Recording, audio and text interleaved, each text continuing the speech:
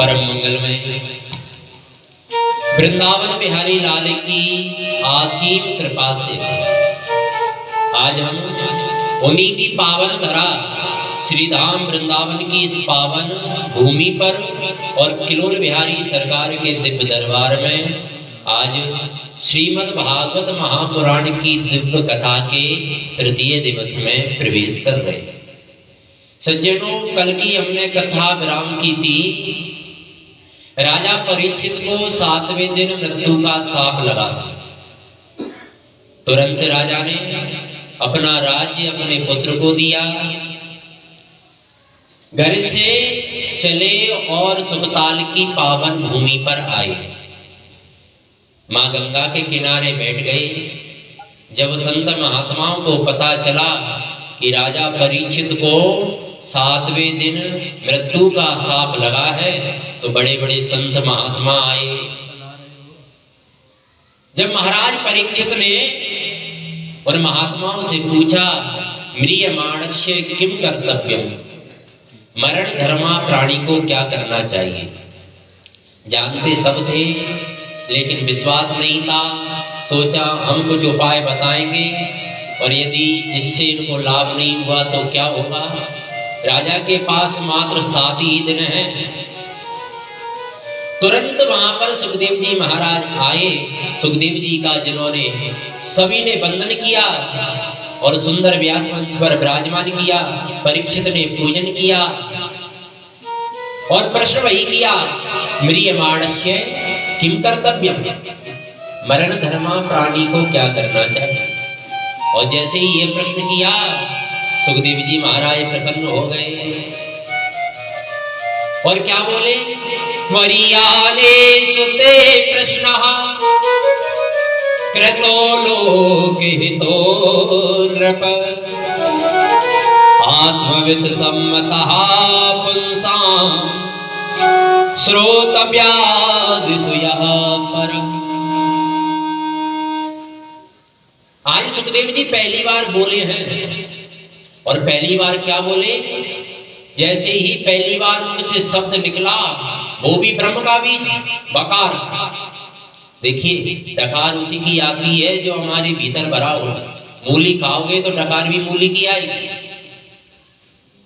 सुखदेव जी महाराज ब्रह्म ज्ञानी हैं, ब्रह्म तो उनके भीतर विराजमान है। और आज जब पहला शब्द निकला वकार, वो भी ब्रह्म का बीज। वरीयानेषु ते प्रश्नः, और बड़ी प्रशंसा की राजा परीक्षित की। राजन, तुमने ये प्रश्न अपनी ओर से नहीं किया। तुम यदि अपनी ओर से प्रश्न करते तो ये कर सकते थे, महाराज मुझे 7वें दिन मृत्यु का शाप लगा है, मुझे बचने का उपाय बताइए। तुम्हारी जगह यदि संसार का कोई साधारण मनुष्य होता तो वही यही प्रश्न करता कि महाराज मुझे ऋषि कुमार ने शाप दे दिया है कि 7वें दिन मेरी मृत्यु होगी, इससे बचने का उपाय बताओ। लेकिन राजन, तुमने प्रश्न जन साधारण की ओर से किया है। तुम्हारे पास 7 दिन है। राजन, जिस धरा पर जिसने जन्म लिया है उसे 7 ही दिन में मरना है। 8वां दिन तो है ही नहीं। रविवार, सोमवार, मंगलवार, बुधवार, बृहस्पतिवार, शुक्रवार और शनिवार, ये 7 ही दिन हैं। और 7 ही दिन में प्रत्येक मनुष्य को मरना है। 8वां दिन तो है ही नहीं।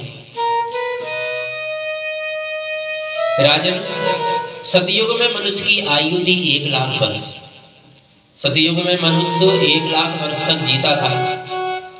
उसके बाद त्रेतायुग आया तो मनुष्य की आयु हो गई 10,000 वर्ष। त्रेतायुग में मनुष्य की आयु है 10,000 वर्ष। द्वापर आया तो मनुष्य की आयु हो गई 1,000 वर्ष। और जैसे ही कलयुग आया तो मनुष्य की आयु हो गई 100 वर्ष। और अब 100 की भी गारंटी नहीं है। राजन, मनुष्य जन्म लेता है और माया के चक्कर में ऐसा फंसता है, पूरा जीवन चला जाता है, लेकिन भगवान का भजन नहीं करता। लेकिन राजन, आज तुमने प्रश्न किया कि मरण धर्मा प्राणी को क्या करना चाहिए, तो जिसकी मृत्यु निकट है उसको क्या करना है, उसको 3 बातों का अभ्यास करना है। कौन सी? कि तस्माद् भारत सर्वात्मा भगवान ईश्वरो हरि श्रोतव्यः कीर्तितव्यस्य स्मृतव्य चेच्छता वयम्। संसार में जिसको पता है मेरी मृत्यु निकट है, और सबको पता है लेकिन कोई मानता नहीं है। हम सब मरण धर्मा हैं। हमको 3 बातों का अभ्यास करना है। कौन सी? श्रोतव्य, भगवान की कथा को सुनो, निरंतर सुनो। जिनके श्रवण समुद्र समाना, कथा तुम्हारी सुभग सरीना। हमारे कान समुद्र बन जाए, जैसे समुद्र में नदियां मिलती हैं। समुद्र कभी भरता नहीं है, नदियों से कभी मन नहीं करता कि मुझ में जल परिपूर्ण हो गया है, अब आपको आने की जरूरत नहीं है। ऐसे ही हमारा हृदय निरंतर कथा पान करता रहे। जिनके श्रवण समुद्र समाना, और कथा तुम्हारी सुभग सरिनाना।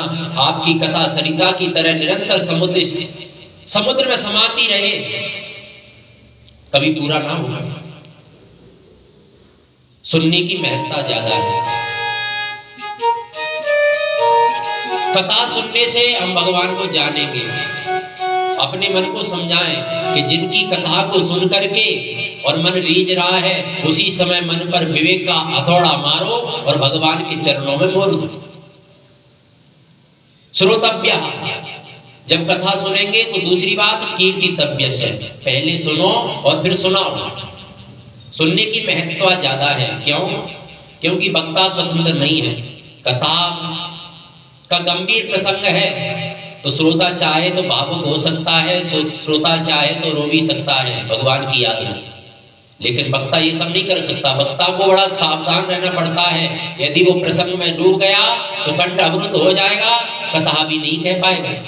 वक्ता को बड़ा सावधान रहना पड़ता है, लेकिन सुनने वाले को तो स्वतंत्र है, चाहे जैसे बड़े प्रेम से कथा का श्रवण करे।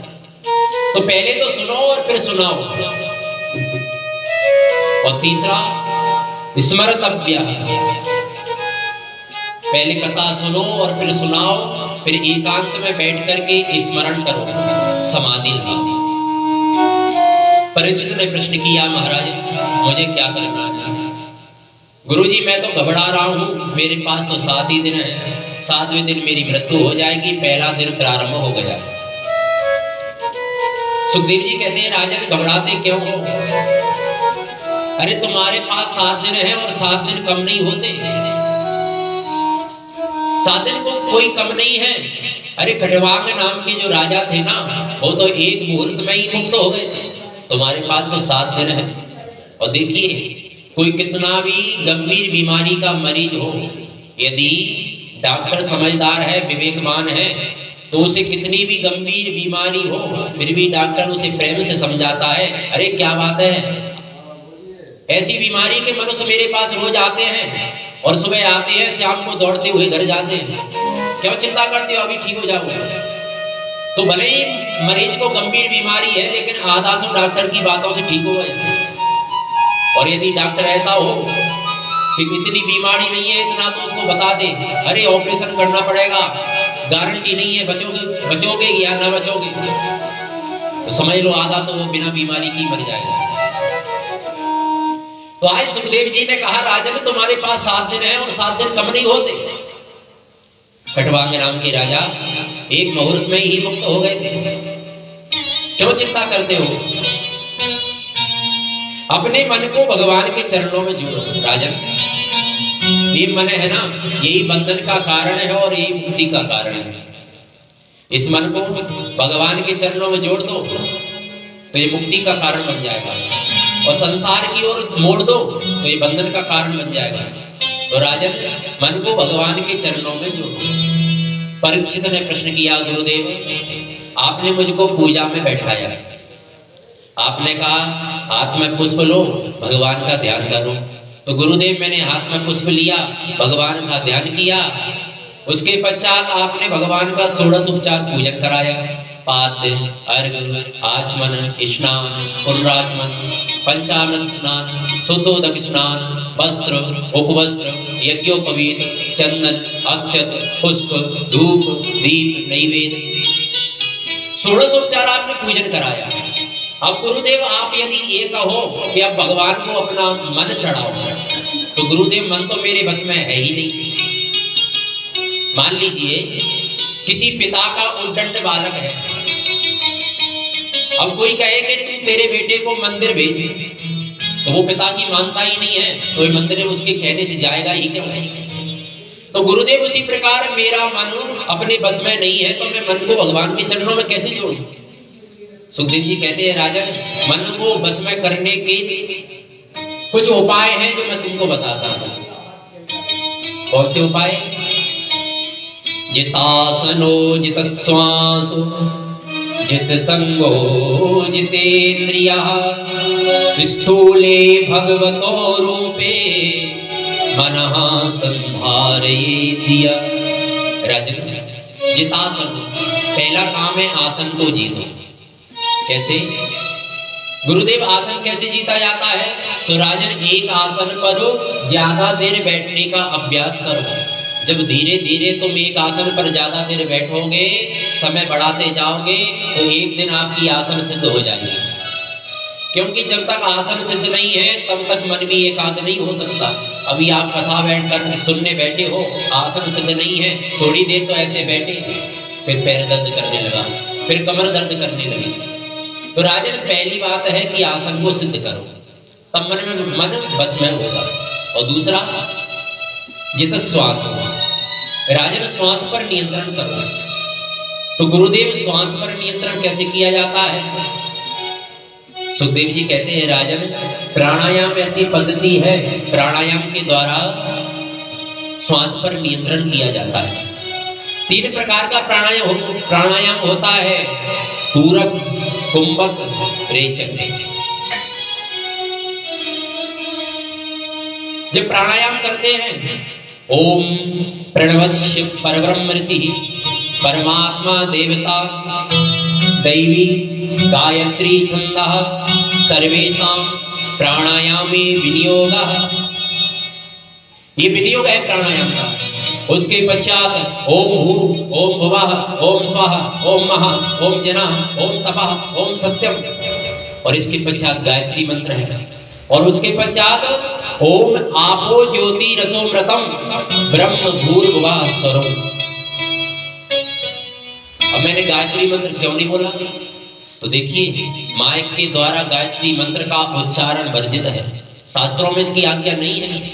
गायत्री वेद माता है, जब गायत्री का जप किया जाता है तो जीभ भी नहीं भटकनी चाहिए। और लेकिन आजकल तो मैं बड़ी विचित्र बात देखता हूँ, लोगों ने गायत्री मंत्र की रिंगटोन अपने मोबाइल में लगा ली है। किसी का फोन आता है तो गायत्री मंत्र बजता है। ये बहुत बड़ा अधर्म है। लोग अपने घर में कैसेट लगा लेते हैं, उसमें गायत्री मंत्र बज रहा है, ढोलक पेटी बज रही है, कोई देवी जी उसको लयबद्ध गा रही है। ये भी अधर्म है, और हम उसको धर्म मान करके अधर्म कर रहे हैं। हम सोचते हैं कि हम बहुत अच्छा काम कर रहे हैं, घर में गायत्री मंत्र बज रहा है, लेकिन वो धर्म नहीं है, वो अधर्म है। गायत्री हमारी वेद माता है, सब कुछ है। इस संसार में उत्पत्ति, पालन, लय सब उसी के हाथ में है, इसलिए गायत्री मंत्र का जाप किया जाता है।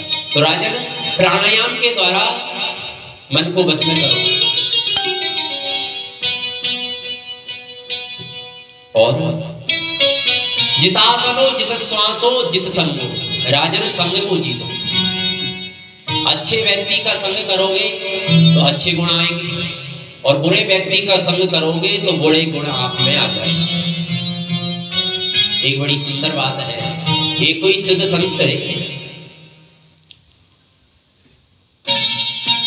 एक दिव्य महापुरुष थे, भारत के रहने वाले थे, विदेश में किसी कार्यवश विदेश में काम करते थे, विदेश में रहते थे। याद आई कि 12 वर्ष बीत गए, भारत में गया नहीं, अपनी ग्राम भूमि उनको याद आई।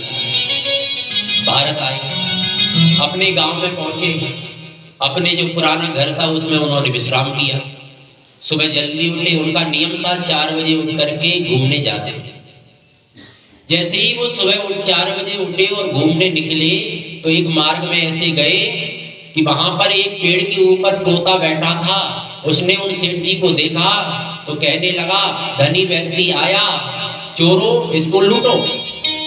चोर सतर्क हुए और उनके पास जो सोने की चैन थी, घड़ी थी, वो चोर लूट ले गए। मन में बड़े दुखी हुए कि मैं तो भारत में घूमने आया था, अपनी ग्राम भूमि पर घूमने आया था और चोरों ने मुझे लूट लिया। वापस विदेश चले गए। 3 साल बाद फिर याद आई भारत जाया जाए।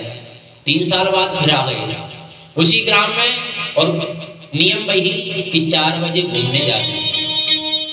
अब की बार उस मार्ग की ओर नहीं गए जिस मार्ग की ओर पहले जाते थे।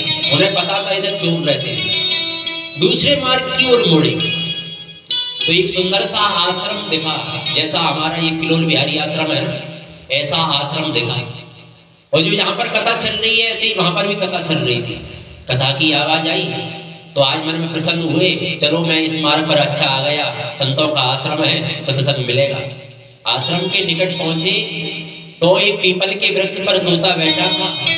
उसने बड़ा उन सेठ जी का सम्मान किया, स्वागत किया। आइए भगवान, अहो भाग हमारे जो आप पधारे, आज आपको सत्यों का संग मिलेगा, इससे आपका जीवन धन्य हो जाएगा।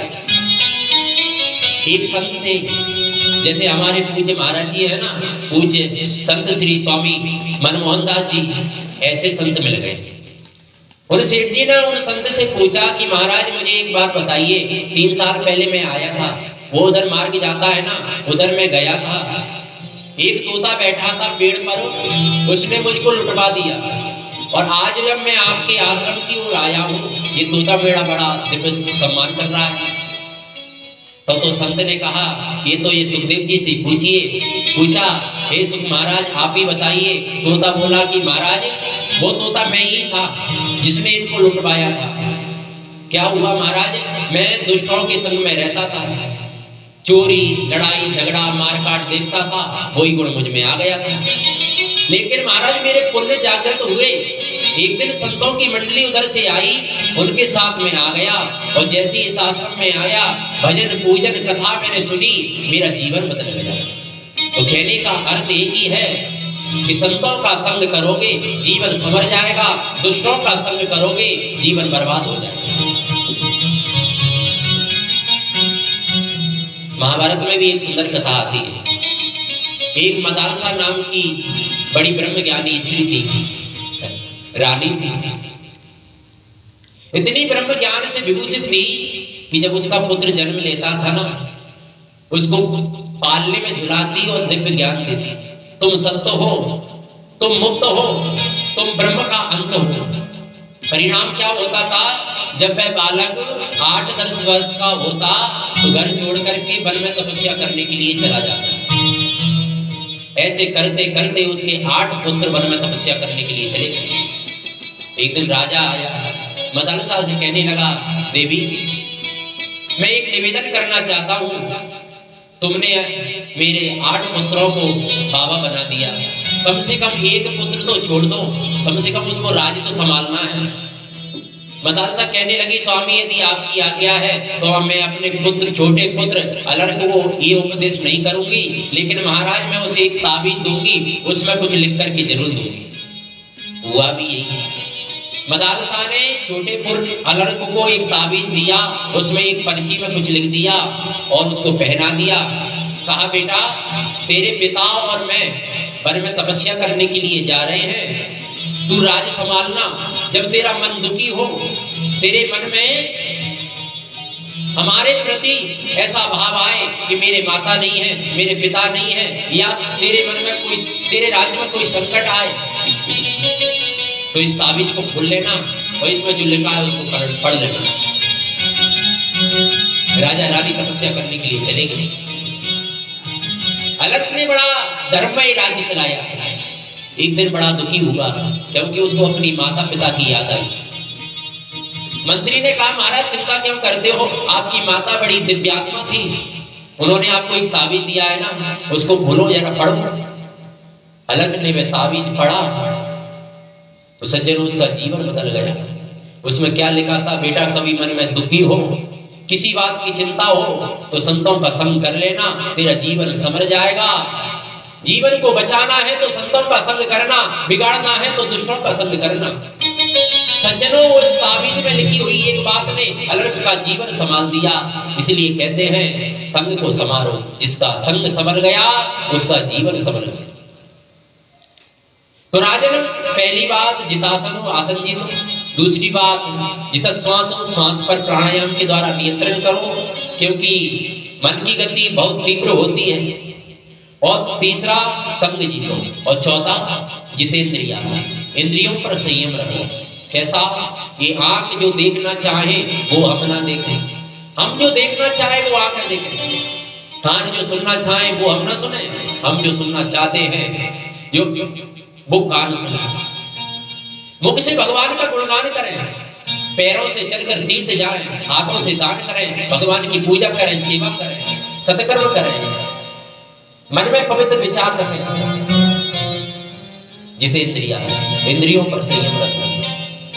स्थूले भगवतो रूपे मनहा संधार दिया। एक होता है सूक्ष्म ध्यान और एक होता है स्थूल ध्यान। स्थूल ध्यान क्या है? ये समस्त संसार है ना, ये भगवान का ही विराट स्वरूप है। पृथ्वी से लेकर नीचे पाताल तक 7 लोक हैं और 7 लोक ऊपर है। नीचे कौन से हैं? अतल, वितल, सुतल, तलातल, रसातल, महातल और पाताल। और ऊपर के 7 लोक हैं भूलोक, भुवालोक, स्वाहालोक, महालोक, जरालोक, कपालोक, सत्यलोक। तो जो पाताल है वो भगवान के चरण हैं, चरणों के तलवे हैं। और सत्यलोक भगवान का शीर्ष स्थान है।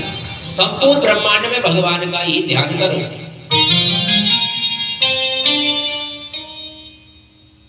भगवान की अजब कारीगरी को देखो राजन। ब्राह्मण, क्षत्रिय, वैश्य, शूद्र, ये चारों वर्ण भगवान के द्वारा ही प्रकट हुए।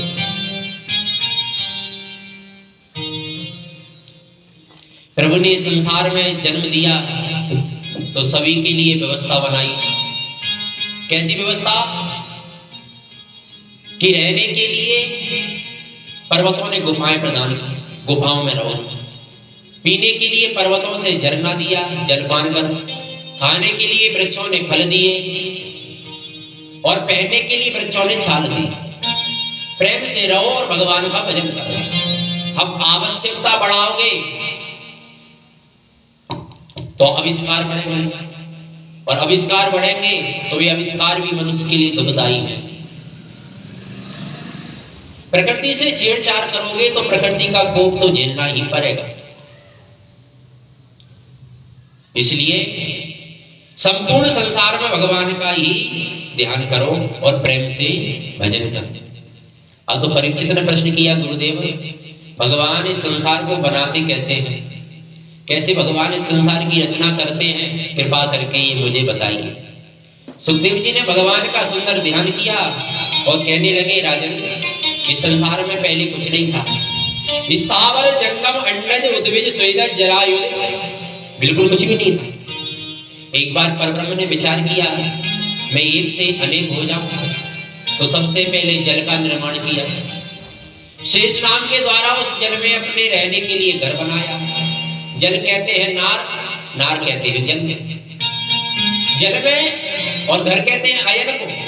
जल में जिनका घर, इसलिए उनका नाम हुआ नारायण। भगवान नारायण ने विचार किया, मैं एक से अनेक हो जाऊं, तो अपने नाभि सरोवर से दिव्य कमल प्रकट किया। कमल से ब्रह्मा जी का जन्म हुआ। ब्रह्मा जी ने चारों दिशाओं में देखने की इच्छा की तो 4 मुख प्रकट हो गए। अब सोचा मेरी माता कौन है, मेरा पिता कौन है, तो उसी कमल नाल में प्रवेश करते गए। कई वर्षों तक ब्रह्मा जी भीतर गए बाहर आए, भीतर गए बाहर आए, लेकिन उसका कोई मूल नहीं मिला। जब कोई मूल नहीं मिला तो ऊपर आकर के बैठ गए। तब कान में 2 शब्द सुनाई दिए, स्पर्शेषु यत् षोडशमेक विंशम। स्पर्श वर्णों में जो 16वां शब्द है ता और 21वां है पा। ता और पा, तप ब्रह्मा जी ने कई वर्षों तक तप किया, और जब तप किया भगवान नारायण प्रसन्न हो गए, दर्शन दिया और ब्रह्मा जी का हाथ पकड़ा और नाम दे दिया विधाता। कहा विधाता तुम सृष्टि का सृजन करो। ब्रह्मा जी कहने लगे महाराज सृजन में तो बड़े बड़ों को मोह हो जाता है, और यदि मुझे मोह हो गया तो भगवान कहते हैं ब्रह्मा तुम सृजन करो, लेकिन सृजन करता स्वयं को मत मानो। हमको मोह कब होता है जब हम मान लेते हैं कि ये मेरा परिवार है, ये मेरी गाड़ी है, ये मेरा धन है, मैंने कमाया है, तब मोह होता है। लेकिन जब तुम ये विचार करोगे मेरा कुछ नहीं है, करने करवाने वाले भगवान हैं, तो फिर मोह नहीं होगा। मैं तुम विधाता ऊंट जब तक स्वयं को सबसे ऊंचा समझता है जब तक वह रेगिस्तान में चलता है, और जैसे ही वह पहाड़ के नीचे से गुजरता है, पहाड़ को देखता है, तो जान जाता है कि मुझसे ऊंचा भी कोई है, मैं तो सबसे छोटा हूं। इसलिए तुम सृजन करो, लेकिन स्वयं को निमित्त मत मानो। करने कराने वाला मैं हूं, मुझे सब कुछ मानोगे तो मोह नहीं होगा। मैं तुमको दिव्य चतुश्लोकी की भागवत का दिव्य ज्ञान दे रहा हूं, उसका स्मरण करो और सृष्टि का सृजन करो। भगवान ने ब्रह्मा को चतुश्लोकी भागवत का दिव्य ज्ञान भी दिया। आइए हम भी उस दिव्य भागवत को श्रवण करते हैं। अहमेवासमेवाग्रे नान्यद यत् तद् सत्परम् पश्चादहं यदेतस्य यो वसिष्येत सोऽस्मः। भगवान कहते हैं विधाता सृष्टि के पूर्व में केवल मैं ही था और कुछ नहीं था, और मध्य में भी मैं ही रहता हूं, और सृष्टि के अंत में भी मैं ही रहता हूं। मुझसे ही ब्रह्मा इस संसार को बनाने वाला कारीगर भी मैं हूं, और बनने वाला मटेरियल भी मैं हूं। जैसे हम भवन का निर्माण कराते हैं तो हमको ईंट चाहिए, रेत चाहिए, सीमेंट चाहिए और कारीगर चाहिए। तो ब्रह्मा मेरे पास कुछ उपलब्ध नहीं था, इसलिए जैसे भवन को बनाने के लिए ईंट, रेत और सीमेंट चाहिए और कारीगर चाहिए, तो बनने वाला भी मैं और बनाने वाला भी मैं, सब कुछ मैं ही बना। और दूसरा श्लोक कहते हैं ऋतेऽर्थं यत् प्रतीयेत न प्रतीयेत चात्मनि तद्विद्यादात्मनो माया यथा वासो यथा तमः। ब्रह्मा जी जो नहीं है वो मेरी माया है। संसार में जो चीज है उसको वो दिखाती नहीं है, जो नहीं है उसको दिखाती है। ये संसार असत्य है, लेकिन माया का प्रभाव ऐसा है कि हमको सत्यवत प्रतीत हो रहा है। भगवान सत्य है, हरि व्यापको सर्वत्र समानम। भगवान सर्वत्र समान रूप में विद्यमान है, लेकिन माया का प्रभाव ऐसा है कि हमको दिखता ही नहीं। लेकिन कौन सी जगह ऐसी है जहां भगवान नहीं है? देश काल बहु विदिशौ माई कहू कहां जहां प्रभु नाई। हर चीज में भगवान है, लेकिन माया का प्रभाव ऐसा है कि हमको दिखते नहीं। तो विधाता यही मेरी माया का काम है, जो चीज नहीं है, जो असत्य है, उसको सत्यवत दिखाती है, और जो सत्य है उसको दिखाती नहीं है। ये मेरी माया का काम है। और तीसरे श्लोक में यथा महान्ति भूतानि भूतेषु चावचेष्वनु प्रविष्टान्न प्रविष्टानि तथा तेषु न तेष्वहम्। विधाता ये संसार 5 तत्वों से मिलकर बना है। क्षिति, जल, पावक, गगन, समीरा, पंच, रचित, अति, अधम शरीर। ये शरीर 5 तत्वों से मिलकर के बना है, और ये 5 तत्व सृष्टि में भी है और शरीर में भी है। उसी प्रकार मैं संसार में भी हूं और संसार से परे भी हूं। और चौथा श्लोक कहा एतावदेव जिज्ञास्यम् तत्व जिज्ञासुनात्मनः अन्वय व्यतिरेकाभ्याम् यत् स्यात् सर्वत्र सर्वदा। आत्मा परमात्मा के तत्व को समझने वाले जिज्ञासियों को यह समझ लेना चाहिए कि जो परमात्मा अनेक रूपों में विद्यमान है वो ही परम सत्य है, वो ही दिव्यात्मा है। और ये उपदेश जब भगवान ने ब्रह्मा को दिया तो ब्रह्मा जी ने सृष्टि का विस्तार प्रारंभ किया। भगवान कहते हैं विधाता, भागवत के 4 अर्थ होते हैं। भगवान का जो हो जाता है वो भागवत, भगवान के भक्त का नाम भागवत है और भगवान के उपदेश का नाम भागवत है और भगवान के जो प्रिय है ना उनका नाम भी भागवत है। इसलिए जो भगवान से संबंध जोड़ लेता है वो भागवत हो जाता है। अब तो सुखदेव जी कहते हैं राजन, मैं तुमसे कुछ पूछना चाहता हूं, जरा मेरे प्रश्न का उत्तर देना। मैं देखूं तो सही तुम्हारी बुद्धि कितनी प्रबल है, तुमको कितना ज्ञान है। आज सुखदेव जी ने परीक्षित से प्रश्न किया कि राजन ये बताना कि भगवान जल्दी किसको मिलते हैं। परीक्षित कहने लगे कि महाराज मुझे लगता है भगवान पवित्रता देखते होंगे, जो दिन में 5 बार स्नान करता होगा भगवान उसको मिलते होंगे। सुखदेव जी कहते हैं राजन, बड़े हंसने वाली बात है, यदि भगवान पवित्रता देखते तो वो भील, वो निषाद जो बरसों तक स्नान नहीं करते थे, मेरे प्रभु ने उनको हृदय से लगाया, गले से लगाया, उनको क्यों मिले? अच्छा गुरुदेव, भगवान पवित्रता नहीं देखते तो भगवान उम्र जरूर देखते होंगे। जो सीनियर सिटीजन हैं, 60 वर्ष से ऊपर हो गई जिनकी उम्र, सफेद दाढ़ी आ गई, सफेद बाल हो गए, उनको भगवान मिल जाते होंगे। सुखदेव जी फिर हंसने लगे, राजन बड़ी विचित्र बात करते हो, मुझे लगा था कि तुमको कुछ ज्ञान होगा। अरे जब भगवान सीनियर सिटीजन देखते, उम्र देखते, तो 5 वर्ष का बालक ध्रुव, उसको भगवान क्यों मिले? 5 वर्ष में उसने भगवान को पा लिया था। प्रहलाद को क्यों मिले? अच्छा गुरुदेव, भगवान उम्र नहीं देखते तो फिर भगवान शिक्षा देखते होंगे। सुखदेव जी कहने लगे, राजन भगवान शिक्षा पढ़ाई लिखाई देखते तो वो गजेंद्र कौन सी यूनिवर्सिटी टॉप करके आया? अरे वो तो मनुष्य भी नहीं था, वो भी तो पशु था। उसने कहाँ की डिग्रियां थी उसके पास? उसने मात्र गो कहा और बिंद कहा, तब तक तो उसका उद्धार ही हो गया।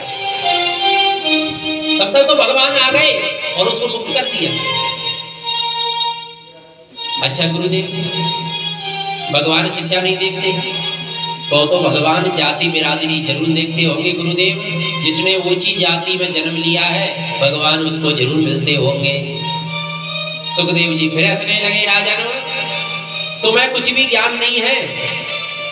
यदि भगवान जाति बिरादरी देखते तो विदुर जी महाराज वो तो दासी पुत्र थे, उनके घर जाकर के भगवान केले के छिलके क्यों खाते और परम भक्ति का वरदान क्यों देते?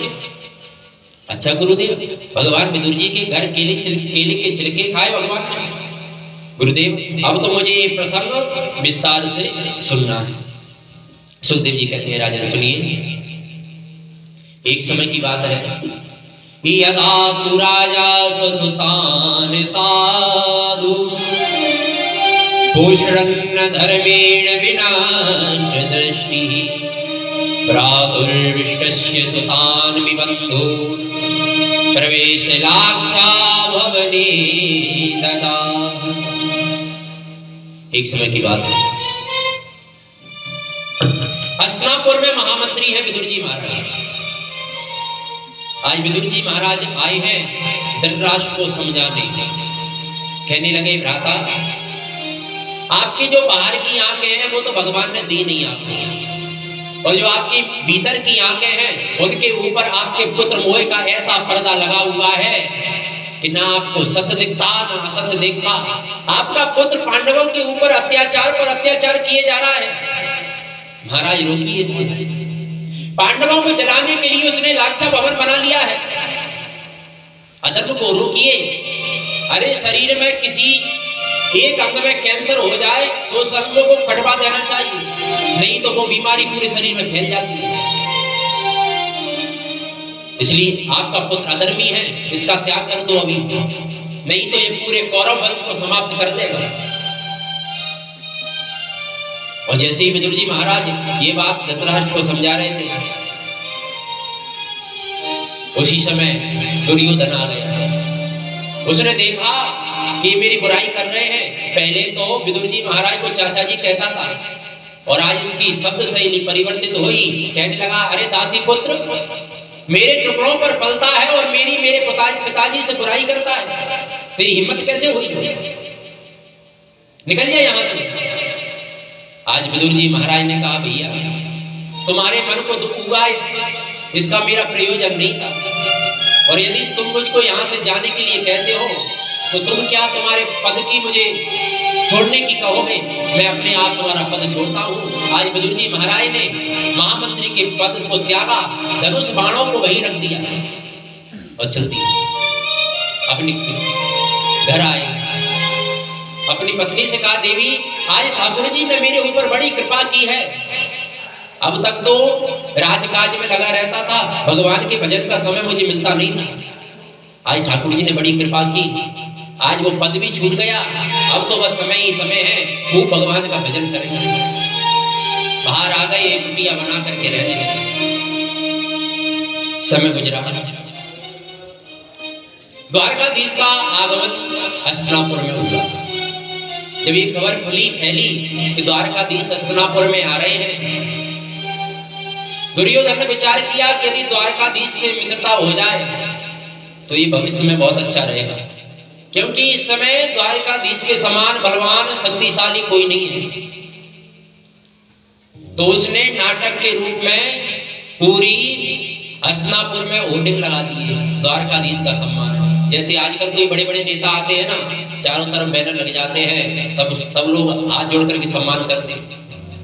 आज दुर्योधन ने होर्डिंग लगा दी है पूरी हस्तिनापुर में, स्वागत है। लोगों को खड़ा कर दिया कि द्वारकाधीश आए तो फूल बिछा देना, उनके ऊपर फूलों का वर्षा करना, अच्छा प्रभाव पड़ना चाहिए उनके ऊपर।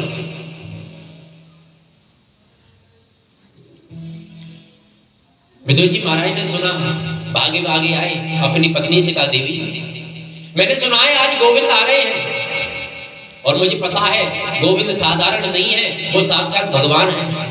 और देवी आज हमारा बड़ा सौभाग्य होगा कि जिन प्रभु की एक झलक पाने के लिए ऋषि महात्मा वन में एकांत में तपस्या करते हैं, जन्म जन्मांतर तक करते रहते हैं, भगवान की एक सदा नहीं मिलती। आज गोविंद का हम दर्शन करेंगे, जीते जी इन आंखों से गोविंद का दर्शन होगा। देवी हम बड़ी भाग्यवान हैं।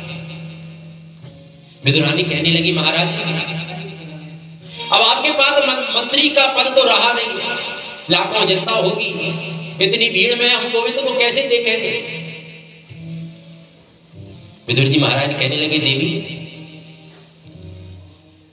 गोविंद को हम लाखों की भीड़ में देख पाए या ना देख पाए, लेकिन मुझे विश्वास है गोविंद हमको जरूर देख लेंगे। आज लाखों की भीड़ लगी हुई है सड़क किनारे। द्वारकाधीश का रथ जैसे ही हस्तिनापुर में प्रवेश किया, सब लोग सम्मान कर रहे हैं, जयकार कर रहे हैं, द्वारकाधीश की जय, द्वारकाधीश की जय, द्वारकाधीश की जय। कोई फूल बरसा रहा है, कोई सम्मान कर रहा है। विदुर जी महाराज एक कोने में खड़े हुए हैं, भीड़ के बीच में खड़े हुए हैं, और जैसे ही भगवान चारों ओर दृष्टिपात कर रहे हैं, और भगवान किसे देखना चाहते हैं? भगवान अपने परम भक्त विदुर को देखना चाहते हैं। भगवान की नजर विदुर जी पर पड़ गई और इशारों में कह दिया, विदुर जी चिंता मत करो, मैं तुम्हारे घर जरूर आऊंगा। और विदुर जी ने विदुरानी से कहा, देखो देवी गोविंद हमको देख रहे हैं। दुर्योधन विचार करने लगा, मैंने इनका इतना सम्मान कर रहा हूं, ये पता नहीं कहां देख रहे हैं। भगवान का सम्मान हुआ, विशाल मंच बना हुआ है, भगवान विराजमान है, भीष्म पितामह विराजमान है, धृतराष्ट्र विराजमान है, दुर्योधन बैठा है, द्वारकाधीश को विराजमान किया है, पूजन किया है। नीचे सभी सभासद बैठे हुए हैं। विदुर जी महाराज पहले मंत्री थे, सभा के साथ बैठते थे, लेकिन आज जनमानस के बीच में बैठे हुए हैं, नीचे बैठे हुए हैं। दुर्योधन ने द्वारकाधीश से आने का कारण पूछा, कि आपके आने का क्या कारण है? तो भगवान कहते हैं मुझे पता है, मुझे एक बात बताओ दुर्योधन, मैंने आज तक तुमको दुर्योधन तो कभी कहा ही नहीं, तुम तो सुयोधन हो, मैंने तुमको आज तक कहा है तो सुयोधन ही कहा है। मुझे एक बात बताओ कि पांडव तुम्हारे भाई हैं कि नहीं, भाई लगते हैं कि नहीं? बोले हाँ जी। अच्छा, तो एक बात बताओ आधे राज्य के अधिकारी हैं कि नहीं? बोले ना। बोले क्यों? बोले बिल्कुल राज्य की बात तो करना ही है। भगवान कहते हैं चलो कोई बात नहीं, आधा राज्य नहीं, 5 है ना, वो 5 गांव देते हैं, मैं 5 गांव में उनको संतुष्ट कर दूंगा। लेकिन दुर्योधन क्रोध में झुंझुला गया और कहने लगा सूचक्रे नहीं दास्यामी बिना युद्धेन के सवा, बिना युद्ध के मैं सुई की नोक के बराबर भी भूमि उनको नहीं देने वाला। भगवान ने कहा बड़ी विचित्र बात करता है, मैं तुझसे प्रेम से बात कर रहा हूं, मैं तुझसे सुयोधन कह रहा हूं, तू दुर्योधन नहीं, तू तो महाखल है। मैंने तुझसे प्रेम से बात क्या की, तू कहता है बिना युद्ध के सुई की नोक के बराबर भूमि नहीं दूंगा। जानता है युद्ध कैसा होता है, युद्ध की भीषणता तूने देखी है। अब तक तूने दादी नानी से युद्ध की कहानियां सुनी होगी, युद्ध कैसा होता है। जब देखेगा लाखों स्त्रियां विधवा हो जाती हैं, लाखों बच्चे अनाथ हो जाते हैं, चारों तरफ रक्त ही रक्त, मृत शरीर ही दिखाई पड़ते हैं। युद्ध की भीषणता जानता नहीं है तुम्हें। अब जब ये देखा धृतराष्ट्र ने विचार किया कहीं द्वारकाधीश क्रोधित हो गए तो लेने के देने पड़ जाएंगे, तुरंत अपने पुत्र का हाथ मसक दिया, कहा मूर्ख ये क्या कर रहा है, द्वारकाधीश से संधि करना ही भलाई है। अब कहने लगा द्वारकाधीश मेरी तो क्या आदत ही ऐसी है, बचपन से ऐसे ही पला बड़ा हूं, तो मेरे बच्चों पर ध्यान मत देना, मुझे समझ आता। आप ये बातें तो होती रहेंगी, मेरी माता ने आपके लिए 56 प्रकार के भोग बनाए हैं, चलिए पहले भोजन कीजिए। भगवान ने कहा हम तेरे घर भोजन नहीं करेंगे। बोले क्यों नहीं करेंगे, कि हमारा निमंत्रण तो विदुर जी क्या है। दुर्योधन हंसने लगा, कहने लगा महाराज अभी आपको पता नहीं है, विदुर जी मंत्री नहीं रहे, उनके तो खुद खाने के लाने पड़ रहे हैं, उनके यहाँ खाने के लिए अन्न का एक दाना भी नहीं है, तो मैं क्या भोजन कराएंगे। भगवान ने कहा वो सब हम नहीं जानते, यदि निमंत्रण दिया है तो वो व्यवस्था करेंगे। बोले महाराज एक बात बताना, आप यहाँ आए हो तब से हम देख रहे हैं, विदुर जी से मिले नहीं, फिर निमंत्रण उन्होंने कब दे दिया। भगवान ने कहा उन्होंने द्वारी का संदेशा भिजवाया था, चिट्ठी भेजी थी, जब हस्तिनापुर आओ तब मेरे घर भोजन करना। तो अब तो हमने वचन दे दिया है तो हम भोजन उन्हीं के घर करेंगे, तेरे व्यंजनों के भूखे नहीं हैं। जानता है कि भोजन कहाँ किया जाता है, या तो ज्यादा भूख लगी हो तो भोजन किया जाता है, या फिर सामने वाले का भाव जबरदस्त हो कि महाराज बड़े प्रेम से भोजन कराए तो भोजन किया जाता है। ना तो हमको भूख है और ना तेरे अंदर भाव है, इसलिए हम तेरा भोजन नहीं करेंगे। और जो ही विदुर जी महाराज ने सुना, ओ प्रभु कह रहे हैं मेरी घर निमंत्रण है और गोविंद जरूर आएंगे, तुरंत भागे भागे गए। भगवान चल पड़े। विदुर जी महाराज तो माखन मिश्री खरीदने बाजार गए और जैसे ही उनकी कुटिया पर मेरे गोविंद आए हैं तो सज्जनों भगवान भाव के भूखे हैं, पदार्थों के भूखे नहीं हैं। पत्रम पुष्पम फलम तोयम यो मे भक्त्या प्रयच्छति। भगवान को यदि भाव से कोई पत्ते कुछ भी अर्पण करे, भगवान उसको भी स्वीकार कर लेते। भगवान किसी के पकवानों के भूखे नहीं है, भगवान तो भाव के भूखे हैं। आज मेरे गोविंद अपने भक्त के घर गए और भगवान भक्ति में इतने प्रसन्न हुए। हमारे संगीताचार्य पंडित जी एक सीधे पे भजन सुनाएंगे, उसके बाद हम कथा सुनेंगे। श्रीमन्नारायण नारायण नारायण श्रीमन्नारायण नारायण नारायण श्रीमन्नारायण नारायण नारायण श्रीमन्नारायण नारायण नारायण नारायण नारायण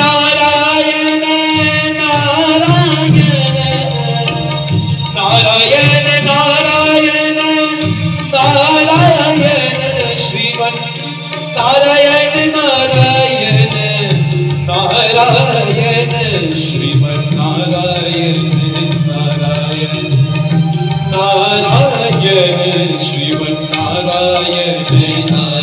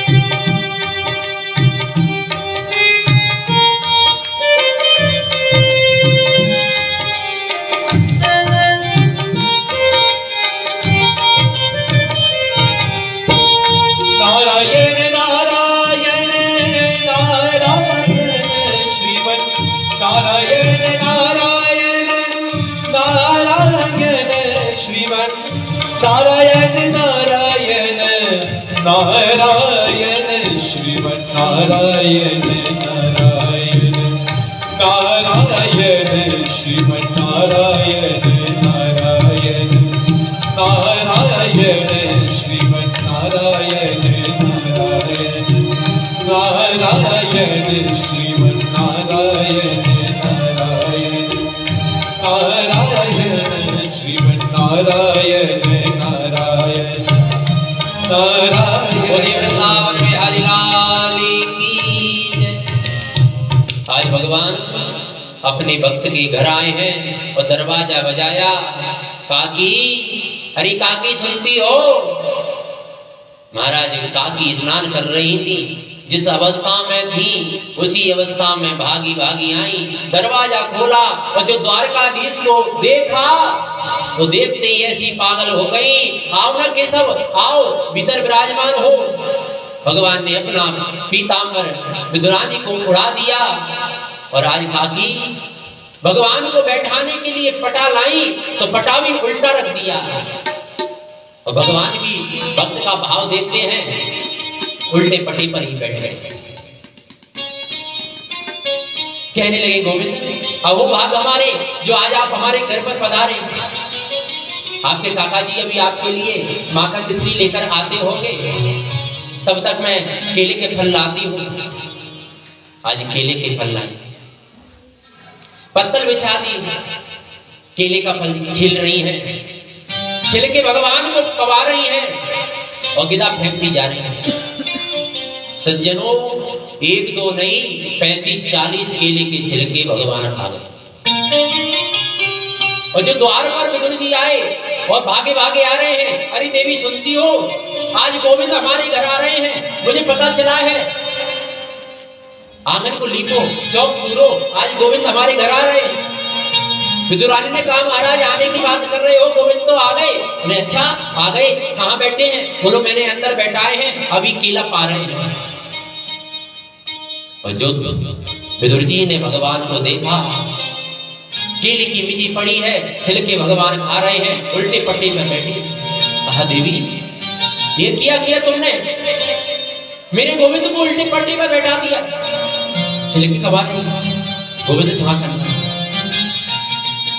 माखन मिश्री बनाया, भगवान को दिया, भगवान ने पाया।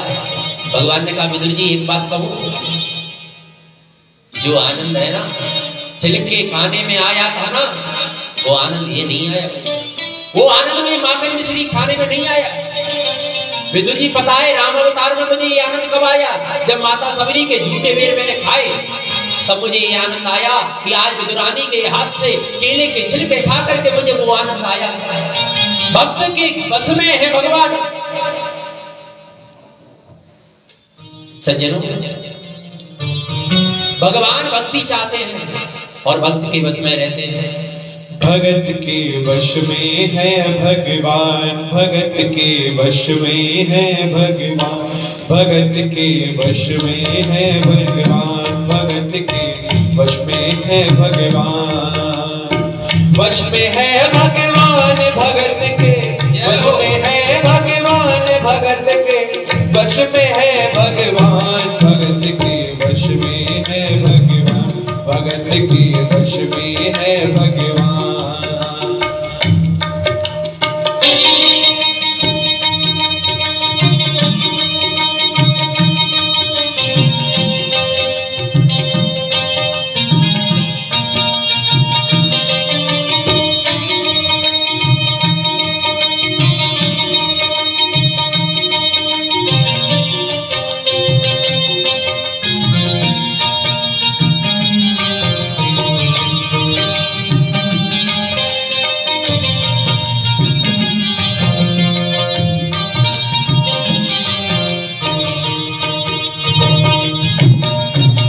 वश में है भगवान भगत के, वश में है भगवान भगत के, वश में है भगवान भगत के, वश में है भगवान भगत के, वश में है भगवान भगत के, वश में है भगवान भगत के, वश में है भगवान भगत।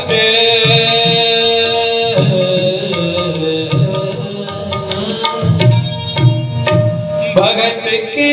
में है भगवान, भगत के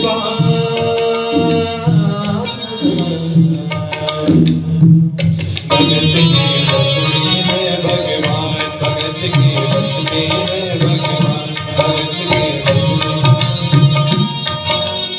भगत बिना कुछ भी नहीं है, भगत बिना कुछ भी नहीं है, भक्त है इसकी जान, भगत के वश में है भगवान, भगत के वश में है भगवान, भगत के वश में है भगवान। भगत मुरली बजावे रोज वृंदावन में डोले, रोज वृंदावन में डोले, रोज वृंदावन में डोले। कृष्ण को वो लल्ला समझे, कृष्ण को वो लल्ला समझे, श्यामन के पागल प्यार। भगत के वश में है भगवान, भगत के वश में है भगवान, भगत के वश में है भगवान, भगत के वश में है भगवान। भगत बिना कुछ भी नहीं है, भगत बिना कुछ भी नहीं है, भक्त है इसकी जान, भगत के वश में है भगवान, भगत के वश में है भगवान, भगत के वश में है भगवान, भगत के वश में है भगवान। बोले वृंदावन बिहारी लाल की जय, भागवत भगवान की जय, किलोर बिहारी सरकार की जय। भगवान कहते हैं विदुर जी, भाव से भक्ति से कोई मुझे वृक्ष के पत्ते भी पवा देता है ना, वो भी मैं प्रेम से पा लेता हूं। और जिसका भाव नहीं है, तुमने देखा ही होगा, अभी मैं दुर्योधन के 56 भोग त्याग करके आया। सज्जनों, विदुर जी महाराज को अचल भक्ति का वरदान देकर के भगवान वहां से प्रस्थान किया। समय आगे बढ़ता गया और कुछ समय बाद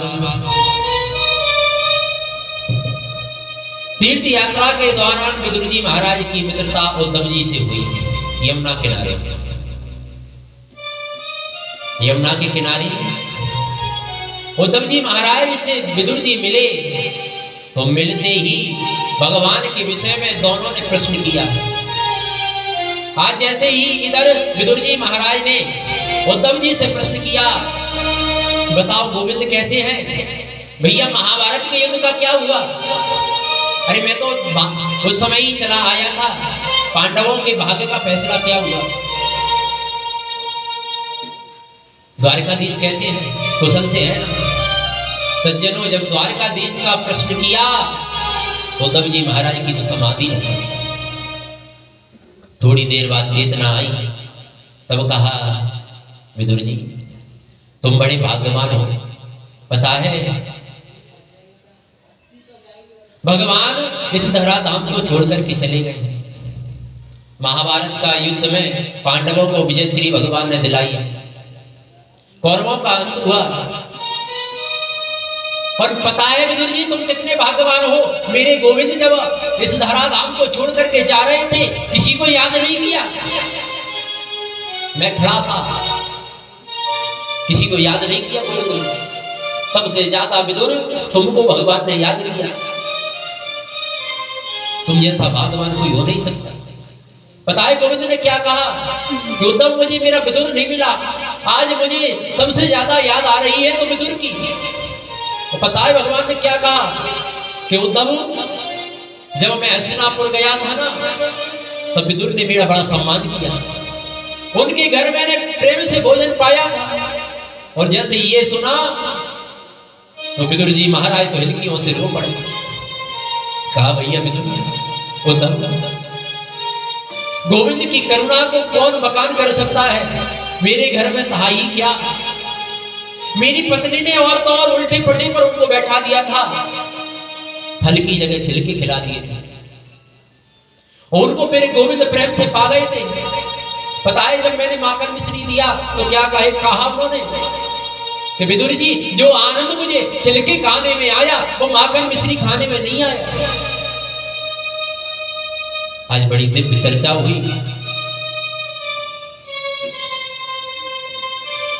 कहा भैया मुझे बताओ गोविंद का मेरे लिए क्या संदेश है? उद्धव जी कहने लगे, विदुर जी हरिद्वार चले जाओ, गंगा किनारे मैत्रेय नाम के महात्मा मिलेंगे, वो तुमको दिव्य ज्ञान का उपदेश देंगे। उद्धव जी महाराज बद्रीनाथ चले गए और विदुर जी हरिद्वार आ गए, गंगा के किनारे, और मैत्री जी से जिनकी भेंट हुई। मैत्री जी ने बड़ा सम्मान किया। आइए उद्धव जी, मैं आपकी राह देख रहा था।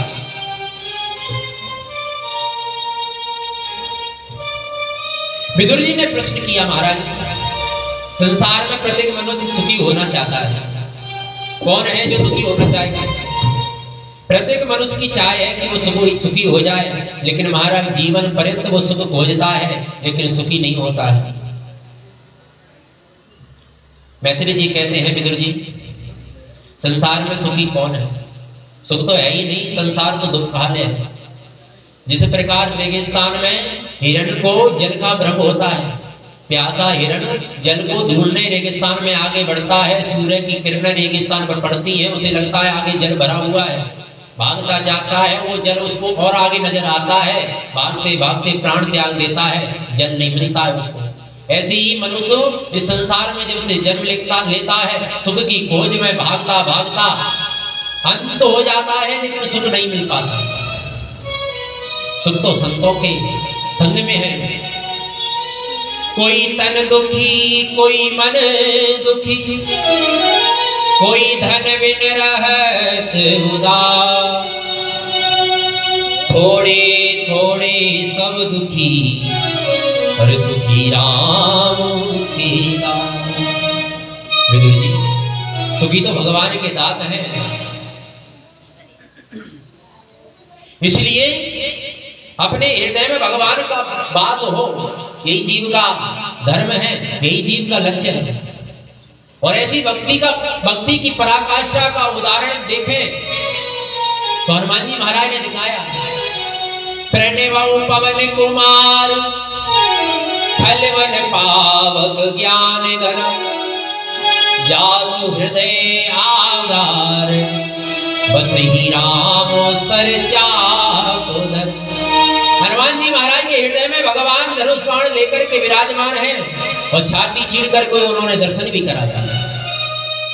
तो भक्ति ऐसी हो कि हृदय में भगवान विराजमान हो। यही तो मनुष्य का धर्म है, यही लक्ष्य है। सुख तो भगवान के चरणों में है। जब हृदय में भगवान होंगे तो सुख मनुष्य को क्यों नहीं मिलेगा? भगवान के सिवा सुख कहीं नहीं है संसार में, क्योंकि भगवान ही तो जो आनंद सिंधु सुख राशि, आनंद के सिंधु है और सुख की राशि है। विदुर जी प्रसन्न हुए, कहा महाराज मैं आपसे एक प्रश्न और करना चाहता हूं। भगवान सृष्टि को बनाते कैसे? जब सृष्टि विस्तार का प्रश्न विदुर जी महाराज ने किया तो मैत्री जी कहते हैं महाराज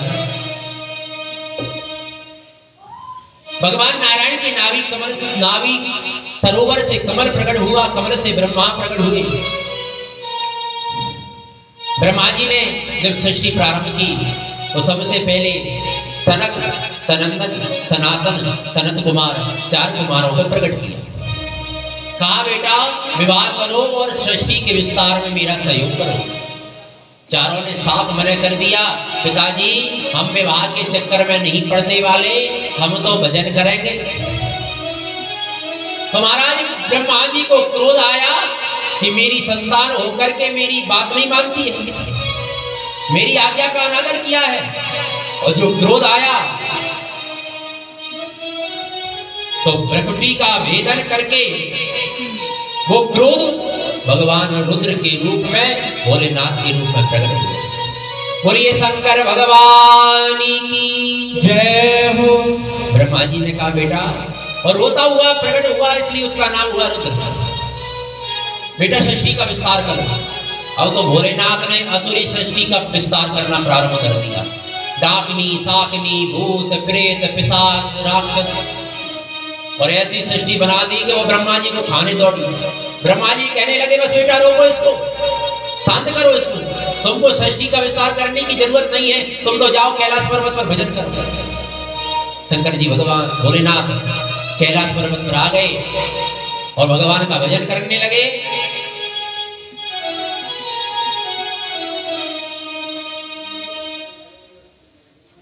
अब की बार ब्रह्मा जी ने मरीचि, अद्रि, अंगिरा, पुलह, क्रतु, भृगु, वशिष्ठ, दक्ष और देवऋषि नारद 10 पुत्रों को प्रकट किया। अपनी छाया से महामुनि कर्दम को प्रकट किया और वाणी से परम सुंदरी कन्या सरस्वती को प्रकट किया। ये सब ब्रह्मा की मानसी सृष्टि हुई। अब ब्रह्मा ने अपने वामांग से एक कन्या को प्रकट किया और दक्षिणांग से एक पुरुष को प्रकट किया। जिस संसार के पहले आदि मानव हैं, मनु, शत्रुघ्न, इनसे ही सृष्टि प्रारंभ हुई, इसलिए हमको मनुष्य कहते हैं, मानव कहते हैं। ब्रह्मा जी ने कहा बेटा सृष्टि का विस्तार करो। मनु महाराज कहने लगे महाराज आप कह रहे हो कि सृष्टि का विस्तार करो तो मैं जरूर करूंगा, लेकिन पृथ्वी कहां है? पृथ्वी को तो हिरण्याक्ष ने रसातल में डुबा दिया है। तो उस समय ब्रह्मा जी प्रसन्न हुए, ये हमारी मानव सृष्टि कितनी समझदार है। ब्रह्मा की नासिका से भगवान बाराय रूप में प्रकट हुए, हिरण्याक्ष का वध किया, पृथ्वी को स्थापित किया। इधर परीक्षित ने प्रश्न किया गुरुदेव ये हिरण्याक्ष कौन है? सुखदेव जी कहते हैं राजन, मैत्री जी कहते हैं विदुर से कि महर्षि कश्यप की दिति, अदिति, धनु, काष्ठा आदि अनेक पत्नियां हैं। एक दिन दिति महारानी आ गई सायंकाल के समय, अपने पति कश्यप से रति याचना की। कश्यप जी ने कहा देवी ये सायंकाल का समय है, ये भोग विलासता का समय नहीं है। इस समय भगवान शिव की गण विचरण करते हैं, इस समय भजन पूजन करना चाहिए, भोग विलासता नहीं करनी चाहिए। लेकिन दिति महारानी को काम का वेग इतना सताया कि मजबूरी में कश्यप जी को उनकी इच्छा को पूरा करना पड़ा। कहा देवी 2 पुत्र होंगे, एक नहीं 2, और दोनों ही राक्षस होंगे। दिति महारानी गिड़गिड़ाने लगी, चरणों में गिड़ गई कि महाराज ऐसी संतान से तो मैं निसंतान अच्छी। कहा देवी तुमने भगवान के भजन पूजन के समय मुझे भोग विलासता के लिए मजबूर किया, इसलिए दुष्ट संतानों के जन्म लेने से कोई रोक नहीं सकता। लेकिन ये बात कहता हूँ तुम्हारी संतानों का उद्धार भगवान करें। अब तो दिति महारानी ने 100 वर्षों तक अपने उन पुत्रों को गर्भ में धारण करके रखा, 100 वर्षों तक उनका जन्म नहीं होने दिया। तो जब उनका जन्म नहीं हुआ तो दिति महारानी के गर्भ से इतना तेज निकला कि स्वर्ग लोग जलने लगा, देवता जलने लगे। भागे भागे गए ब्रह्मा जी के पास, महाराज ये क्या हो रहा है, क्या कारण है, हम जले क्यों जा रहे हैं? ब्रह्मा जी ने ध्यान लगा करके देखा, कहा देवताओं चिंता मत करो। दिति महारानी ने 100 वर्षों तक गर्भ धारण कर रखा है, उनके गर्भ से ये तेज निकल रहा है। बोले महाराज ऐसा क्यों? कहा मेरे मानस पुत्र है ना, सनक, सनंदन, सनातन, सनत कुमार। एक बार ये भगवान नारायण का दर्शन करने के लिए गए। भगवान के 2 पार्षद हैं, जय और विजय। इन्होंने द्वार पर ही रोक दिया कि महाराज अभी भगवान विश्राम कर रहे हैं, उनकी आज्ञा होगी, थोड़ी देर आप प्रतीक्षा करें। चारों को क्रोध आया और साफ दे दिया कि तुम 3 जन्म तक राक्षस हो जाओ। जब 3 जन्मों तक राक्षस होने का श्राप दिया, भगवान आ गए। भगवान ने सनकादि मुनियों को प्रणाम किया और कहने लगे, हे तौ तौ पार्षदौ मह्यम जयो विजय वच। बोले महाराज मेरे पार्षदों ने आपका अपमान किया है। महाराज ये दोनों मेरे पार्षद हैं, इन्होंने आपका अपमान किया है, तो महाराज दंड मुझको भी मिलना चाहिए। अब तो सनकादिक मुनि शर्मिंदा हुए, भगवान को प्रणाम किया, कहा प्रभु हमसे अनर्थ हो गया, हम संत हैं, संतों को क्रोध नहीं करना चाहिए। हमने जो तप किया साफ देकर के सब क्षीण हो गया। महाराज आज्ञा दें, हम बद्रीनाथ जा रहे हैं तपस्या करने के लिए। तो सनकादि मुनि तपस्या करने के लिए गए। वे ही दोनों पार्षद भगवान के सनकादि मुनियों के श्राप से जय विजय आज दिति महारानी के गर्भ में हिरण्याक्ष और हिरण्यकश्यपु के रूप में आए। 100 वर्ष बाद इनका जन्म हुआ। बड़े अत्याचारी हैं, पापी हैं, दुष्ट हैं, बड़े हुए। एक दिन हिरण्याक्ष हिरण्यकश्यपु से बोला कि भैया संसार में पहलवान तो खूब मिले पर बराबरी का योद्धा कोई नहीं मिला। अब इसके हाथ में ऐसी खुजली होने लगी लड़ने की, स्वर्ग पहुंच गया। देवराज इंद्र को चुनौती दी तो देवता घबरा करके उसके भय के मारे स्वर्ग छोड़ करके भाग गए। एक बार समुद्र में पहुंच गया, वरुण देव को युद्ध के लिए ललकारने लगा तो वरुण देव ने कहा भैया मैं बंद हो गया हूं, मेरे हाथों में शक्ति नहीं है। नारद जी से मिल गया, कहने लगा बाबा कीर्तन करना ही आता है कि लड़ना भी आता है? नारद जी महाराज कहने लगे भैया मुझे तो भगवान का भजन करना आता है, लड़ना तो मैंने सीखा ही नहीं है। लेकिन एक बात है, यदि तेरे हाथ में ज्यादा खुजली है तो मैं तुझे ऐसे पहलवान से मिलवा देता हूँ, तेरी खुजली ऐसी मिटाएगा कि जीवन में तू लड़ने के काबिल नहीं बचेगा। ब्रह्मा अब तो इसने पृथ्वी को ले जाकर के रसातल में डुबो दिया। ब्रह्मा जी की नासिका से भगवान नारायण महाराज के रूप में प्रकट हुए, देखते ही विशाल स्वरूप धारण किया, पृथ्वी को ला करके स्थापित किया और हिरण्याक्ष का उद्धार किया। जब हिरण्याक्ष से युद्ध कर रहे थे तो देवता कहने लगे महाराज जल्दी मारो इसको। यदि सूर्य अस्त हो गया तो सूर्यास्त के बाद राक्षसों का बल बढ़ जाता है। भगवान ने देवताओं को तिरछी नजर से देखा, कहा देवताओं तुम जानते हो कि संसार को मैं ही बनाता हूं और मैं ही मिटाता हूं, और फिर भी कह रहे हो कि जल्दी मारो। भयंकर युद्ध चला। जब भगवान ने उसके गाल पर एक चांटा मारा उसका प्राणांत हो गया। अब देवता विचार कर रहे हैं, सुबह से युद्ध चल रहा है, अब तक इतने दोनों ओर से भीषण अस्त्र शस्त्र चले, ये नहीं मरा, एक चांटे में मर गया। तो अब देवता निर्णय नहीं कर पा रहे, यदि ये मर जाए, हमको पता चल जाए कि ये मर गया तो हम खुल करके भगवान की स्तुति करें। और यदि ये नहीं मरा और हमने भगवान की स्तुति की, पता नहीं ये जीवित हो गया, जिंदा हो गया, तो हमको छोड़ेगा नहीं। देवता बड़े चतुर हैं, कोई भी खतरा मोल नहीं लेते। देवताओं ने विचार किया तो ऐसी स्तुति करो कि यदि ये जीवित हो तो इसको भी बुरा नहीं लगे और भगवान को भी बुरा नहीं लगे। तो दोनों ने मिलावटी स्तुति की। कैसी?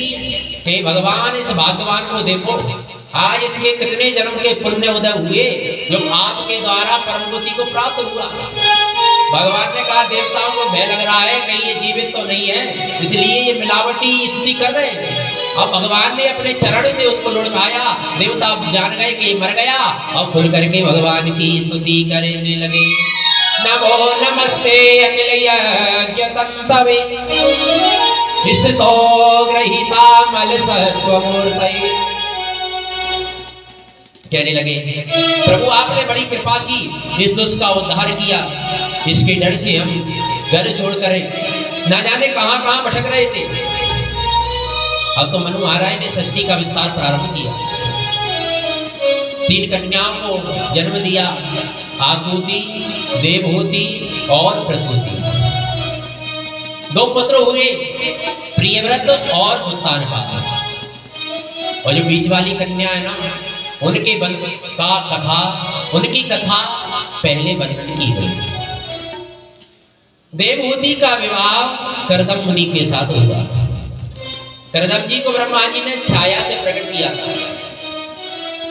करदम जी तपस्या कर रहे थे। जब पहले ब्रह्मा जी ने कहा सृष्टि का विस्तार करो, तब तो मैंने कर दिया कि महाराज मैं तो भजन करूंगा। अब भजन कर रहे हैं, 60 वर्ष हो गए, वृद्ध अवस्था आ गई। एक दिन ध्यान खुला, समाधि खुली, विचार किया ये भी मेरी कोई जिंदगी है। अरे यदि विवाह हो गया होता तो आज बच्चे खेल रहे होते, पिताजी पिताजी कहते, श्रीमती जी होती, खूब सेवा करती, मेरा जीवन तो व्यर्थ चला गया। अब करदम जी को विवाह की इच्छा हुई तो देखिए 60 वर्ष की अवस्था में बाबा को विवाह की इच्छा हुई है। अब करदम जी ने विवाह के लिए भजन करना प्रारंभ कर दिया। अब विवाह के लिए भजन किया और तपस्या की तो भगवान को वरदान देने तो आना ही है। भगवान नारायण आ गए, कहा कहो करदम जी क्या मांगते हो। अब भगवान से कैसे कहें कि महाराज मैंने विवाह के लिए भजन किया है। पहले बड़ी मर्यादा थी, बेटे बेटी के विवाह की कोई बात करता तो शर्म के मारे बेटे बेटी घर में छुप जाते थे, सामने कोई बात नहीं करता। लेकिन आजकल तो सब प्रत्यक्ष होता है, आज की बात अलग है। अब कैसे कहें भगवान से कि विवाह के लिए भजन किया है, कह नहीं पा रहे तो भगवान तो सब जानते हैं, फिर भी करदम के मुंह से उगलवाना चाहते हैं। लेकिन करदम जी कहते हैं भगवान अब आप मिल गए तो कुछ नहीं चाहिए, और आप सब जानते हो मैंने विवाह के लिए भजन किया है, पहले इच्छा थी विवाह की, लेकिन प्रभु अब आप मिल गए तो अब मुझे विवाह करना नहीं है। भगवान कहने लगे जिस इच्छा से तुमने भजन किया है वो इच्छा पूरी होगी। मैंने तुम्हारा विवाह मनु महाराज की बीच वाली पुत्री देवहूति के साथ तय कर दिया है, वो आएंगे और विवाह कर लेना, मना मत कर देना, नहीं तो समाज में मेरी नाक कट जाएगी। मैं विवाह पक्का करके आया हूँ। अच्छा महाराज जब आप विवाह पक्का करे आए तो मैं कर लूंगा, लेकिन महाराज मेरी भी एक शर्त है। बोले क्या? पहली तो ये कि एक संतान होने पर मैं वन में चला जाऊंगा तपस्या करने। दूसरी बात मेरे यहाँ पुत्र बन करके आपको आना पड़ेगा, तो ही विवाह करूंगा, नहीं तो नहीं करूंगा। भगवान प्रसन्न हो गए, कहा चिंता मत करो, मैं तुम्हारे यहाँ पुत्र के रूप में जन्म लूंगा, अब तुम घर जाओ और विवाह करो। मनु महाराज आए अपनी पुत्री देवहूति को लेकर के करदम जी के साथ विवाह किया। अब देखिए विवाह होते ही करदम जी महाराज समाधि में लीन हो गए, भजन करने बैठ गए, और 60 वर्षों तक जिन्होंने भजन किया, सज्जनों आज की स्त्री होती ना तो इतने दिनों तक पति की सेवा करती। 60 वर्षों तक करदम जी महाराज भजन कर रहे हैं, देवहूति अपने पति की सेवा करती हैं, शरीर को गीले कपड़े से पहुंचती हैं, वस्त्र बदलती हैं, अपने पति की पूजा करती है। नारी का यही तो धर्म है। एक ही धर्म एक व्रत नेमा, काय वचन मम पति पग प्रेम। पति के चरणों की सेवा करना यही नारी का धर्म है। कोई उसके लिए व्रत नहीं है, कोई उपवास नहीं है, कोई नियम नहीं है, कोई पूजा नहीं है, केवल पति की सेवा। पतिव्रत धर्म सबसे बड़ा धर्म है। और विभूति की जगह यदि आजकल की नारी होती तो महाराज पहले दिन ही ऐसी सुना करके जाती कि जीवन भर याद रखता बाबा। तो इसीलिए विवाह किया था कि बाबा बनना है। अरे भजन ही करना था तो विवाह क्यों किया? तो जब बाबा ही बनना था तो विवाह करने की क्या आवश्यकता थी? क्यों मेरी जीवन को बर्बाद किया? लेकिन महाराज देवहूति संस्कारी है, राजा की पुत्री भले ही है पर संस्कारी है। जीवन में संस्कार अति आवश्यक है। संतान को कुछ दो या ना दो, लेकिन संस्कार जरूर देना। बालक यदि संस्कारी है तो उसकी माता की बड़ी कृपा है। बालक यदि कुसंस्कारी है, चरित्रहीन है, तो उसमें उसकी माता का दोष है। दुशीलो माता दोषिण है। और यदि संतान अनपढ़ है, शिक्षाहीन है, तो उसमें उसके पिता का दोष है, पिता ने उनको पढ़ाया नहीं। और यदि निर्धन है तो उसमें स्वयं का दोष है, स्वयं ने मेहनत नहीं की इसलिए निर्धन है। संतान को कुछ दो मत दो, संस्कार जरूर देना। संस्कार वाला संतान होगी तो तुम्हारा जीवन मंगलमय होगा। देवहूति संस्कारवान है, राजा की पुत्री भले ही है लेकिन बचपन से संस्कार हैं। इसलिए आज अपने पति की खूब सेवा की। जब 60 वर्ष बाद करदम जी महाराज की समाधि खुली, चारों ओर देखा, कहा देवी कौन हो? बोली महाराज हमको भूल गए। आज से 60 वर्ष पूर्व आपके साथ हमारा विवाह हुआ था। हाँ देवी याद तो आया। क्या वो तुम ही हो? बोले हमारा। कदम जी कहने लगे 60 वर्षों से तुम मेरी लगातार सेवा कर रही हो। बात देखो, मैं तुमसे प्रसन्न हूं, मांग लो क्या चाहिए। देवहूति कहने लगी महाराज अब हमारा गृहस्थ जीवन है, तो गृहस्थ जीवन संतान के बिना अधूरा है, तो महाराज हमारी भी संतान होनी चाहिए। अब तो करदम जी महाराज ने अपने तपोबल के द्वारा एक बिंदु सरोवर का निर्माण किया और उस सरोवर में दोनों ने स्नान किया। तो मान लो कि नव युवक और युवती बनकर के प्रकट हो गए। ऐसे प्रकट हुए कि मानो अवई भवन से आए। देवहूति हो गई 16 वर्ष की और करदम जी हो गए 21 वर्ष की। तपोवन के द्वारा एक कामक विमान का निर्माण किया। और कैसा विमान? जिसमें बैठ करके जो कल्पना करो वो प्राप्त हो।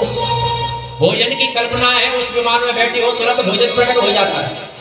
अद्भुत विमान है। तो सज्जनों ये विचार करना कि संत क्या नहीं कर सकता, तपोवन से क्या प्राप्त नहीं हो सकता। कोई तपस्या करे तो सही, भजन करे तो सही, आजकल कोई करता नहीं। सज्जनों यदि कोई तपस्या करता है, भजन करता है, उसका फल उसे जरूर मिलता है। करदम जी ने अपने तपोबल के द्वारा ऐसा विमान प्रकट कर दिया, संसार का धनी व्यक्ति भी उसको खरीद नहीं सकता।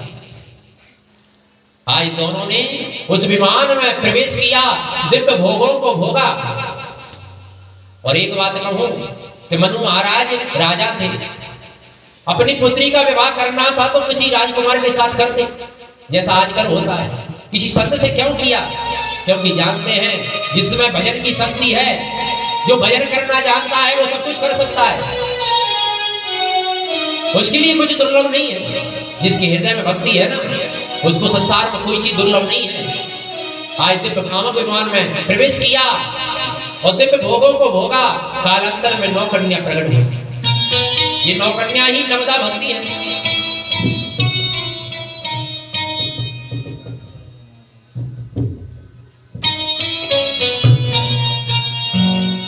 करदम जी कहने लगे देवी मैंने कहा था कि मैं एक पुत्र हो जाएगा तो वन में तपस्या करने के लिए चला जाऊंगा। देवी 9 कन्या हो गई हैं। अब मैं चाहता हूं कि वन में जाऊं, भजन करूं। देवहूति कहने लगी, महाराज कन्या है, विवाह हो जाएगा, अपने घर चली जाएंगी, मेरा सहारा कौन होगा? एक पुत्र तो होना चाहिए। जैसे ही पुत्र की बात की, करदम जी को याद आ गया कि भगवान ने मुझे वचन दिया है कि मैं तुम्हारे घर पुत्र बन करके आऊंगा। देवी तुम सत्य कहती हो। पता है, जब तुमसे मेरा विवाह तय करके भगवान मुझे दर्शन देने के लिए आए थे, तब मुझसे कहा था, करदम जी तुम विवाह करो, मैं तुम्हारे घर पुत्र बन करके आऊंगा। अब जब घर ही भगवान पुत्र बन करके आ रहे हैं, तो फिर वन में जाकर के क्या करूंगा, जब घर में ही भगवान आने वाले हैं। सज्जनों, कालांतर में भगवान कपिल का जन्म हुआ और जन्म लेने के लिए बड़े बड़े देवता, जब भगवान का जन्म हुआ तो बड़े बड़े देवता बधाई देने के लिए आए।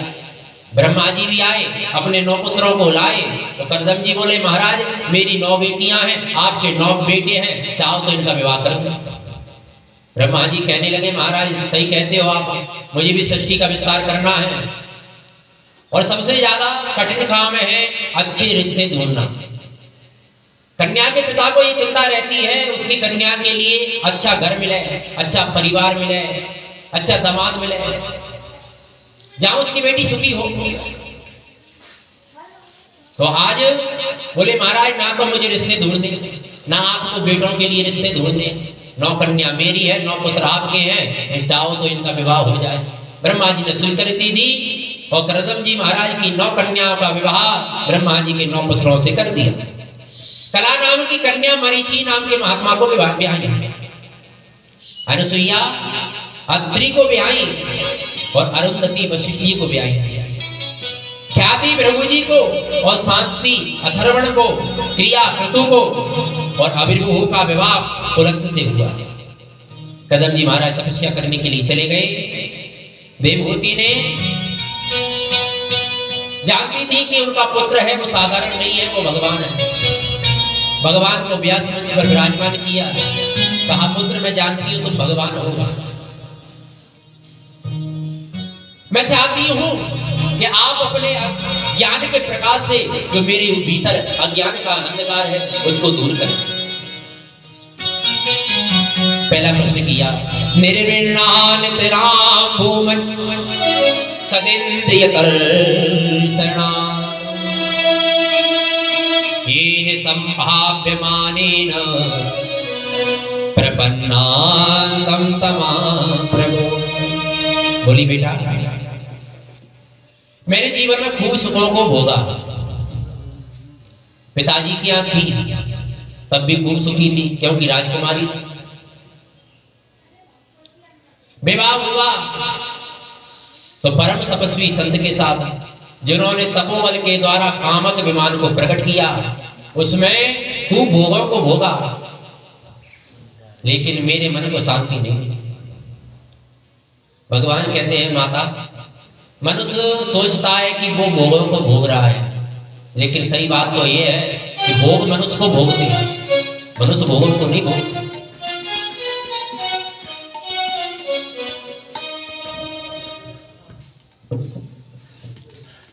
तम त्वां गताहं शरणं शरण्यं स्ववृत्त संसार तरो कुठार। बोले, सुख तो पूर्ण परमात्मा की शरण में है माता। पूर्णमदः पूर्णमिदं पूर्णात् पूर्णमुदच्यते पूर्णस्य पूर्णमादाय पूर्णमेवावशिष्यते। माता, जो भगवान पूर्ण है, संसार में तो सब अपूर्ण है। उस पूर्ण ब्रह्म की शरण में जाओगे तो सुख वही मिलेगा, और संसार में ना कहीं शांति है ना कहीं सुख है। सुख कहाँ है? बोले, संतों के चरणों में। तो महाराज संत किसे माने हम? कौन है सच्चे संत? बोले, माता किसी का वेश संत जैसा हो सकता है, पर जरूरी नहीं उसका मन संत हो। जरूरी बात है कि मन में संतत्व होना चाहिए। कैसा? तितिक्षवा कारुणिकः। तितिक्षवा कहते हैं सहनशीलता। संत को सहनशील होना चाहिए। कोई गाली दे, कोई बुराई करे, कोई मतलब नहीं, कोई भलाई करे, कोई मतलब नहीं, उसको तो भगवान से मतलब है। तितिक्ष बात और कारुणिक, करुणावान होना चाहिए। सभी प्राणियों में उसकी दया होनी चाहिए, करुणा होनी चाहिए। जिसके हृदय में दया है, करुणा है, सहनशीलता है, फिर अजात शत्रुवा, उसका कोई शत्रु भी नहीं होता। इसलिए संतों का कोई शत्रु नहीं होता। निज प्रभु मैं देखहि जगत केई सन करहि विरोध। संत तो संसार को भगवान में ही जानते हैं, तो विरोध किससे करेंगे? और का कोई शत्रु भी नहीं होता। और फिर भगवान की अस्थि हुई प्रतिमा का ध्यान करना चाहिए। जब हम भगवान की मुस्कुराती हुई प्रतिमा का ध्यान करेंगे ना, तो मन में भक्ति अत्याधिक प्रबल होगी। अष्टांग योग का दिव्य वर्णन किया। यम, नियम, संयम, आसन, प्रत्याहार, धारणा, ध्यान, समाधि। कहा हम दुखी निवृत्ति को सुख मान लेते हैं माता, लेकिन असली सुख जानते हो मिलता ही नहीं है मनुष्य को। असली सुख तो मनुष्य जानता ही नहीं है कि किसमें है असली सुख। तो फिर भगवान कहते हैं मां, ये शरीर मृत हो जाता है, मृत्यु हो जाती है, परिवार वाले चलते हैं शमशान में जाकर के जला देते हैं। यम के दूत इसको पकड़ के ले जाते हैं और पृथ्वी से 99,000 योजन नीचे कर्मों के अनुसार नरकों में डाल देते हैं। हजारों वर्षों तक व्यक्ति नरक भोगता है। उसके पश्चात कर्मों के अनुसार मां के गर्भ में आता है। जैसे ही मां के गर्भ में आता है तो गर्भ के समान नरक कहीं है नहीं। गर्भवास समम दुखम न भूतो न भविष्यति। माता, जैसे ही मनुष्य मां के गर्भ में आता है तो उल्टा लटका रहता है। और जरा विचार करना, कोई व्यक्ति 3 घंटे उल्टा लटक कर कथा नहीं सुन सकता। और मैं कहता हूं मैं 10,000 रुपए देने को तैयार हूं, यदि कोई यहाँ उल्टा लटक जाए पंखा से और कथा सुने, कोई नहीं लटक सकता। लेकिन 9 महीने तक जीव मां के गर्भ में उल्टा लटका रहता है। मां तीखा खाती है, खट्टा खाती है, उसको चुभता है, छोटे छोटे जीवाणु उसको काटते हैं, बड़ा भारी कष्ट होता है। और जब कष्ट होता है, जब जीव 7 महीने का होता है, तो उसको पूर्व जन्म की बात याद आ जाती है। भगवान से प्रार्थना करता है, प्रभु